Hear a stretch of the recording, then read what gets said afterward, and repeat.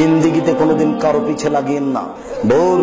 আমাদের নবী মুহাম্মদ সাল্লাল্লাহু আলাইহি সাল্লাম বলেন, আরাজা রব্বি, আমার প্রতিপালক একদিন আমাকে উপরে নিয়ে যাচ্ছেন, মারার তো বেকমই, কতগুলি লোকের পাশ দিয়ে আমি চলে যাচ্ছি, লাম আজফারু মিন নুহাসিন, তাদের নখ হচ্ছে তামার, অনেক লোক বড় বড় নখ, তামার নখ,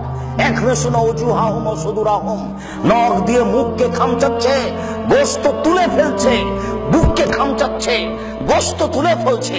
আমি বললাম, জিবরাইল, মানা হাউলা, এরা হাই হাই, একই কথা, তারা তাদের নিজের নখ দিয়ে মুখের গোশত তুলে ফেলছে, এরা কারা? তখন আল্লাহ রাসূল বললেন, শোনো, আল্লাযীনা ইয়াকাউনা ফি আরাদিন নাস, যারা মানুষের গীবত করতে, এরা হলো তারা। মনে থাকবে না কথা? আয়েশা রাদিয়াল্লাহু তাআলা আনহা তার সতীনের একটু নিন্দা করেছিলেন। আমাদের দেশের ভাষায় সতীন, সাফিয়া, খুব সুন্দরী মহিলা।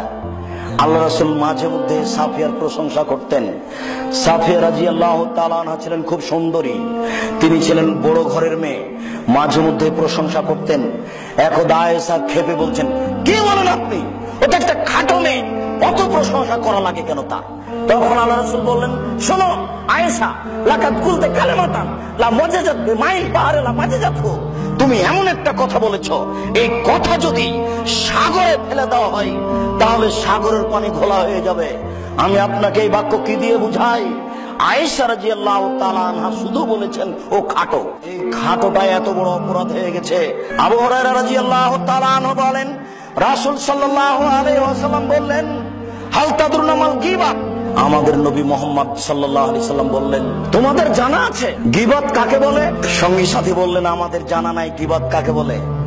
তখন তিনি বলছেন, যিকরু কাখাকা বিমাকরাহ, তুমি তোমার ভাইয়ের কোনো কথা বলবে, ওকে যদি খারাপ লাগে, এটাই হলো গীবত। তুমি তোমার ভাইয়ের কোনো কথা বলবে, ওকে যদি খারাপ লাগে, এটাই হলো গীবত। তখন সাহাবীগণ বলছেন, আরাইতা ইন কানা ফি মাকুলো, ও যদি জেনা করে থাকে আমি যদি বলি তাহলে কি হবে? ও যদি চুরি করে থাকে আমি বলি তাহলে কি হবে?